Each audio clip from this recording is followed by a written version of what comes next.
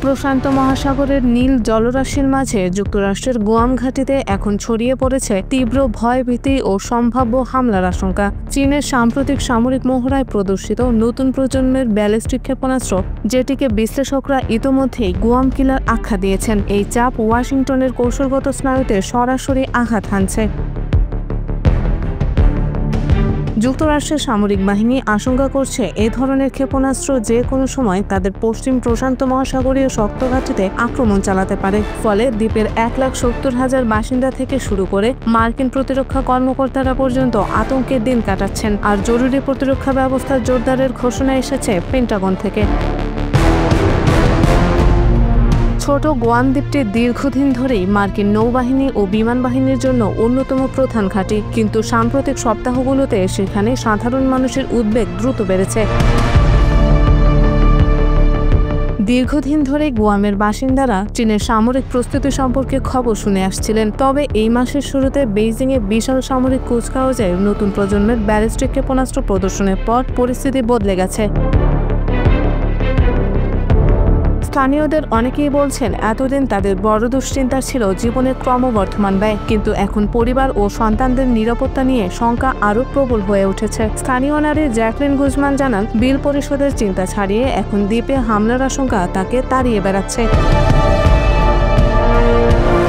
Guam দীর্ঘদিন ধরে যুক্তরাষ্ট্রের পশ্চিম প্রশান্ত মহাসাগরীয় কৌশলগত পরিকল্পনার মূল অংশ। এখানে রয়েছে অ্যান্ডারসন এয়ারফোর্স বেস এবং সাবমেরিন অপারেশনের জন্য একাধিক নৌঘাঁটি। চীন যদি তাইওয়ান আক্রমণের সিদ্ধান্ত নেয়, তাহলে গুয়াম হবে মার্কিন বাহিনীর প্রথম ফ্রন্টলাইন। এই অবস্থান থেকে যুক্তরাষ্ট্র, জাপান, ফিলিপাইন ও দক্ষিণ চীন সাগরে দ্রুত প্রতিক্রিয়া দেখাতে পারে। তাই গুয়ামের নিরাপত্তা দুর্বল মনে করা মানেই যুক্তরাষ্ট্রের সমগ্র প্রশান্ত সাগরীয় কৌশলকে চাপে ফেলা।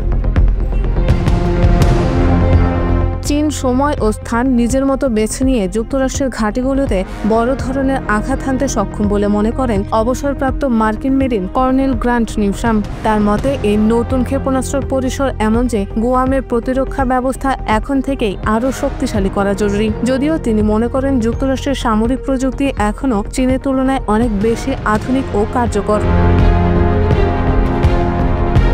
চীনের বাড়তি সামরিক প্রদর্শনের জবাবে যুক্তরাষ্ট্র ইতিমধ্যে গুয়ামের আকাশ ও ক্ষেপণাস্ত্র প্রতিরক্ষা ব্যবস্থাকে অগ্রাধিকার দিচ্ছে। মার্কিন প্রতিরক্ষা দপ্তর জানিয়েছে, প্রায় $1.5 বিলিয়ন সমন্বিত প্রতিরক্ষা ব্যবস্থা গড়ে তোলার পরিকল্পনা চলছে। এতে উন্নত রাডার, অ্যান্টি-মিসাইল ইন্টারসেপ্টর এবং সাইবার সুরক্ষা অবকাঠামো অন্তর্ভুক্ত থাকবে।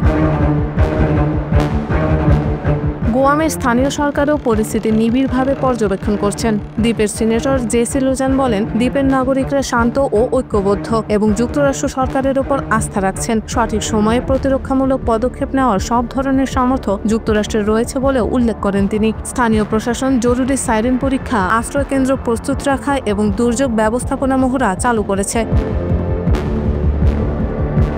আন্তর্জাতিক বিশ্লেষকরা মনে করছেন, গুয়াম ঘিরে এই নতুন পরিস্থিতি কেবল যুক্তরাষ্ট্র ও চীনের মধ্যে উত্তেজনাই নয়, সমগ্র এশিয়া প্রশান্ত মহাসাগরীয় অঞ্চলের নিরাপত্তা ভারসাম্যকেও প্রভাবিত করবে।